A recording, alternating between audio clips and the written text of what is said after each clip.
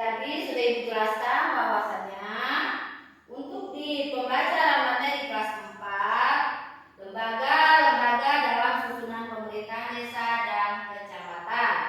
Sedangkan untuk materi pembelajaran di kelas 5 yakni menjelaskan dan menyebutkan apa itu arti dan ciri-ciri negara kesatuan RI. Nah, sekarang Ibu akan membagi dua kelompok. Kelompok yang pertama kelompok kelas 4. Kelompok kelas 4 terdiri dari kelompok 1. Nanti Ibu tugaskan di sini kelompok 1 untuk menjelaskan secara singkat tentang lembaga-lembaga yang ada di desa atau di kecamatan. Dan untuk kelompok kedua yang di kelas 4 menjelaskan fungsi dari lembaga-lembaga yang ada di desa atau kecamatan. Paham ya? Untuk yang kelas 4. Yang untuk kelas 5 Ibu bagi juga menjadi dua kelompok. Yakni kelompok yang pertama mendiskusikan ciri-ciri negara kesatuan RI. Kelompok yang kedua mendiskusikan apa itu pengertian dari negara kesatuan RI. Paham ya anak-anak ya? Ya, sekarang kalian kerjakan dulu apa yang Ibu beritakan tadi.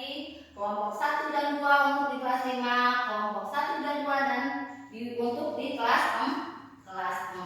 Nanti setelah selesai kalian mendiskusikan, kita tanya jawab. Setelah tanya jawab baru kita bisa menutup pembelajaran kita ya.